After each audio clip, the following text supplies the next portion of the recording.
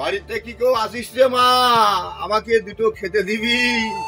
4-5 বাড়ি গেলাম, কেউ আমার দুটো ভাত খেতে দেয়নি। আমার পেটটার ভিতরে ক্ষুধাই জ্বলে যাচ্ছে রে মা, পেটটার ভিতরে ক্ষুধাই জ্বলে যাচ্ছে। আমি এখানেই বসে পড়লাম, পারলে আমাকে দুটো খেতে দে মা।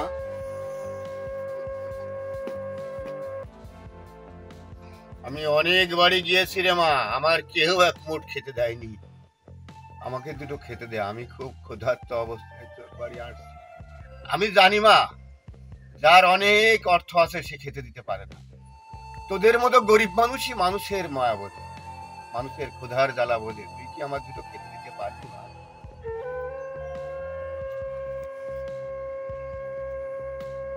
বাবা, আপনার কথা তো সবই শুনলাম। আমার স্বামী বেঁচে নেই, আমার একটাই ছেলে। একবেলা খাবার খায় আর একবার খাবার আমরা পাই না। আপনি যখন আমার দরজায় চলে এসেছেন তখন তো আমি আপনাকে খালি মুখে ফিরাই দিতে পারি না বাবা। আমি যা দেবো তাই কি আপনি খাবেন? আমি তোর দরজায় বসেছি মা। আমি আজ 4-5 দিন ক্ষুধার্ত। আমি অনেক বড় লোকের বাড়ি গিয়েছি, কিন্তু এক মুঠ খাবার ওরা আমাকে দিতে পারে না। আমি জানি তুই গরিব মানুষ মা, কিন্তু তোর ঘরে খাবার আছে। তোর ঘরে যে খাবার আছে তুই এক মুঠো নিয়ে এসে আমাকে দে রে মা। তুই আমাকে এক মুঠ খাবার দে। আমি আল্লাহর কাছে প্রার্থনা করব তোর ভিতরে অভাব অনটন হবে না। যা।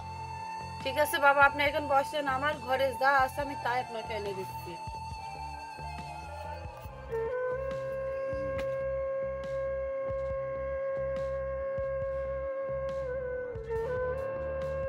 বাবা, আমার ঘরে এক মুঠ চিড় আর একটা বাতাসাই ছিল।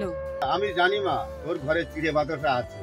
তোর এই একটা বাতাসার এক ফুট চিড়েই আমি খুশি হয়েছি মা। বাবা, আপনি যেহেতু খুশি হয়েছেন তাহলে আপনি এটা খান। এটা খেয়ে আমার একটাই ছেলে, আমার এই ছেলের জন্য আপনি আল্লাহর কাছে প্রার্থনা করেন, দোয়া করেন যাতে একে আমি ভালোভাবে মানুষ করতে পারি। আমি আমার ছেলের মুখে 2 বেলা ঠিক মতো খাবার তুলে দিতে পারি না বাবা, সকালে বিকালে আর দিতে পারি না। এমন এমন রাত গেছে বাবা যে আমি আমার ছেলেকে নিয়ে না খেয়েও শুয়ে আছি। সারাদিন চলে গেছে, রাত্রে খেতে পারি, রাত গেছে, সকালেও খেতে পারিনি। তবু আমি আমার ছেলেটা নিয়ে আছি। আমি সব জানি, তোর দুঃখ থাকবে না। তোর এই ছেলে বড় ভাগ্যবান হবে। তুই আমার জন্য এক গ্লাস পানি নিয়ে আয় রে মা।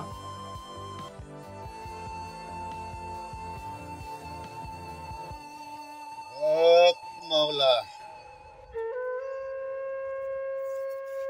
হক মাওলা।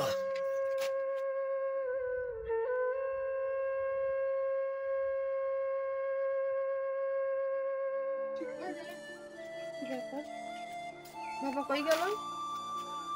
এই মাত্র তো এখানে ছিল, আমি বললাম পানি আনতে, স্যারের মধ্যে চলে গেছে। বাবা কি তাহলে আমার উপর কি রাগ করে চলে গেল? বাতাসা আর চিড়ে তার মন চাইলো না সাথে? গেল কোথায় একমাত্র?